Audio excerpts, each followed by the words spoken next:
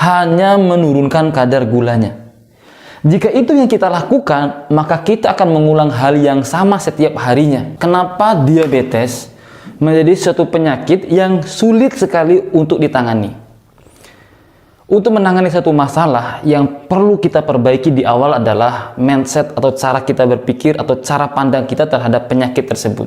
Ibarat kata, pandangan kita terhadap suatu penyakit tersebut setengah daripada kesembuhan itu sendiri. Oke, kita langsung pada diabetes. Kenapa diabetes menjadi satu penyakit yang sulit kali untuk ditangani? Jawabannya adalah apa yang kita lakukan selama ini hanyalah bersifat pembersihan terhadap lantai. Maksudnya seperti apa? Dalam menangani suatu masalah, maka usahakanlah menangani dari sumber masalahnya. Dalam menangani suatu masalah, tanganilah dari sumber masalahnya. Ibarat kata, jika ada atap yang bocor, maka lantai menjadi basah. Ada atap yang bocor, lantai menjadi basah. Sudah kita ketahui bersama bahwa salah satu hal yang mendasar masalah dalam diabetes itu adalah karena adanya pankreas yang bermasalah. Ketika pankreas ini bermasalah, anggap ia sebagai atapnya, kemudian ada minuman atau makanan yang mengandung gula, tidak mampu disaring oleh pankreas yang dia berfungsi untuk menghasilkan hormon insulin tersebut, maka gula tersebut turun bebas, terjun bebas ke lantainya, ke darahnya, sehingga nilai kandungan gula dalam darah tersebut menjadi tinggi. Apa yang kita lakukan selama ini? Yang dilakukan selama ini, umumnya masyarakat umumnya adalah hanya menurunkan kadar gulanya. Jika itu yang kita lakukan, maka kita akan mengulang hal yang sama setiap harinya. Begitu kita makan, atapnya bocor, dia langsung turun ke darahnya, kemudian kita membersihkan lantainya, kita turunkan gula darahnya. Apakah obatnya tidak mujarab? Tentu saja obatnya sangat mujarab sekali. Obatnya sangat luar biasa bagusnya. Akan tetapi obat tersebut jika hanya bersifat untuk membersihkan lantai atau menurunkan kadar gula dalam darahnya, ibarat kata dia tidak efektif. Padahal yang menjadi sumber masalahnya adalah ada pada atapnya. Nah, inilah yang membedakan di dalam pengobatan tersebut, ada yang namanya pengobatan, ada yang namanya perawatan. Nah, beda.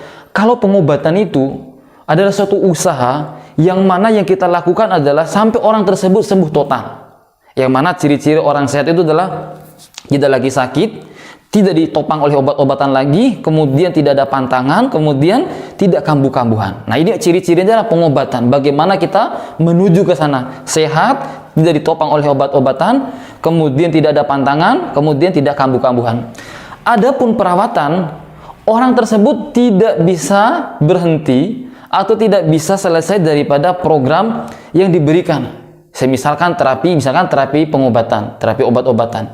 Apa yang diminum hari ini, besok dan lusa harus terus dilakukan sampai pada batas waktu yang kita tidak tahu sampai kapan selesainya program tersebut. Dan biasanya apa yang dilakukan tersebut hanya bersifat agar jangan sampai penyakit tersebut bertambah parah. Artinya, ya benar-benar hanya sebagai perawatan penyakit saja, penyakit itu dirawat, bahasanya seperti itu, agar jangan sampai penyakitnya bertambah parah. Padahal harusnya penyakit itu diobati, bukan dirawat. Nah, itu ciri-cirinya. Jadi hari ini dilakukan treatment, besok lagi, dan sampai kapan pun kita tidak tahu sampai kapan treatment tersebut harus bisa selesai. Prinsip pengobatan adalah dia mengobati dari sumber masalahnya.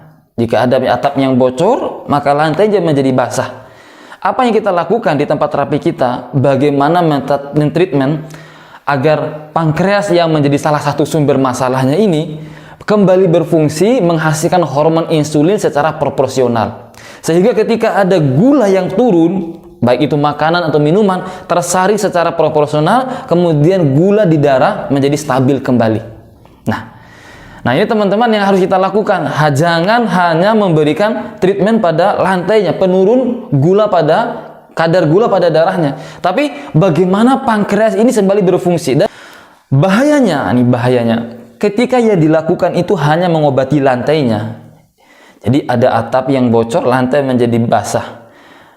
Ketika sebelum air ini mengenai lantai, sebelum air ini menyentuh lantai, maka ia akan bertemu dulu dengan yang namanya kayu, kemudian paku, kemudian reng, dan lain sebagainya, ada plafon dan lain sebagainya. Selama ini yang kita lihat hanyalah apa yang kita lihat itu genangan air di lantai, yaitu gula darahnya.